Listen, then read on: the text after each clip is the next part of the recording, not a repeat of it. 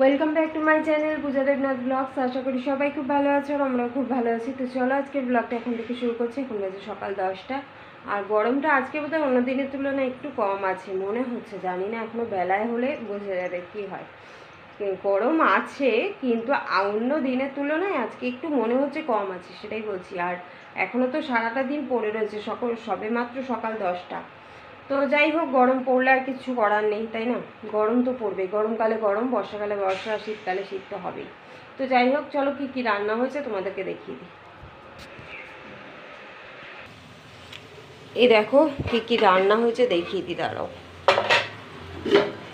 এই হচ্ছে ভাত, এই যে ভাত, আর এখানে আছে হচ্ছে পেঁয়াজ দিয়ে ডাল করেছি, পেঁয়াজ দিয়ে ডাল,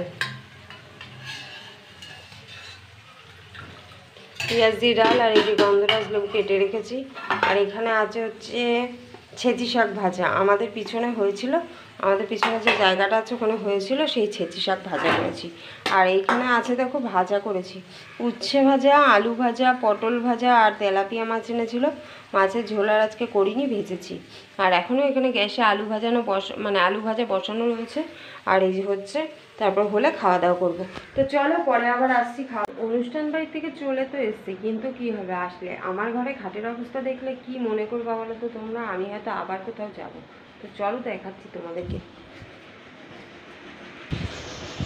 এই দেখো আমার ঘরের খাটের অবস্থা, এখানে শাড়ি পরে রয়েছে, মেয়ের জামা কাপড়, শাড়ি, ব্লাউজ, বরের প্যান্ট, জামা, সব কিছু, এখনও গয়নাগাটি কিচ্ছু গোছানো নয়, সব এরকমভাবে পড়ে রয়েছে, এখন সব গোছাবো। এখনও তো এখানে ব্যাগগুলোও পড়ে রয়েছে, এখনও ব্যাগের মধ্যেও কিছু কিছু আছে।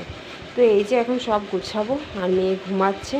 তো চলো এগুলো গুছিয়ে নিই, এগুলো গোছাতে এখন আমার অনেক টাইম লাগবে, এগুলো গুছাবো, তারপর পরে আবার আসছি। চলো, এই যে সন্ধ্যাবেলার টিফিন, চাউমিন, আর এই যে এটা হচ্ছে মেয়ের জন্য, আর এটা আমাদের দুজনের। মেয়ে যেহেতু ওই স্যালাড ফ্যালাড খায় না, ওই জন্য ওটা তুলে রেখেছি, ও খাবে। আর এই যে এটা হচ্ছে আমাদের। তো চলো চাউমিন খেয়ে নিই, সন্ধ্যাবেলা টিফিন করে নিই, পরে আবার আসছি।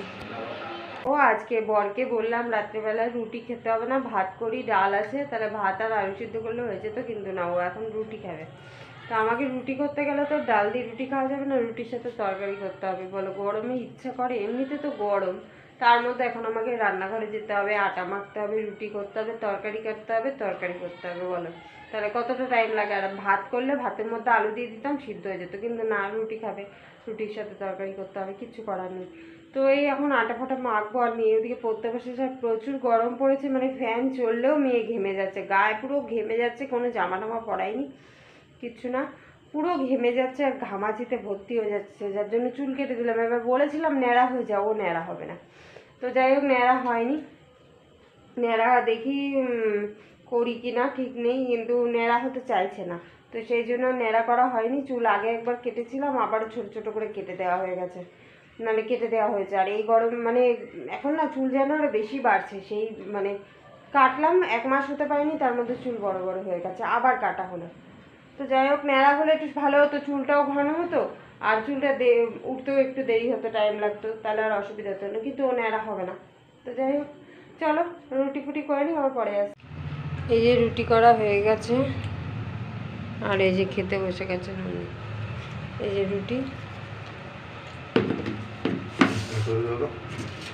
আর এই যে ডাল ছিল, সেই ডাল গরম করে রেখেছি, আর এই যে তরকারি করেছেন বড় মশাই, কালো কালো তরকারি, এই পেঁপে আলু দিয়ে তরকারি করা হয়েছে। তো এই যে খাওয়া দাওয়া করবো, চলো খাওয়া দাওয়া করি, আর আমাদের খাওয়া দাওয়া কমপ্লিট হয়ে গেছে, আর এখন শুতে যাবো। এখন বাজে হচ্ছে রাত্রি 11:30। আমরা প্রায় দিনই 11:30, তো মানে 12টার সময়, 12টার আগে কোনো দিনই ঘুমাই না, তো এই হচ্ছে ব্যাপার। এখন খাওয়া দাওয়া কমপ্লিট হয়ে গেছে, ওরা বাইরে বসে আছে, এখন আমি বিছনা করবো বলে ঘরে চলে এসেছি। এই যে বিছনা করবো, বিছনা করা হয়নি। তো চলো আজকের মতো ভিডিওটা এখানেই শেষ করছি। সবাইকে টাটা, গুড নাইট, দেখা হচ্ছে নেক্সট ভিডিওতে।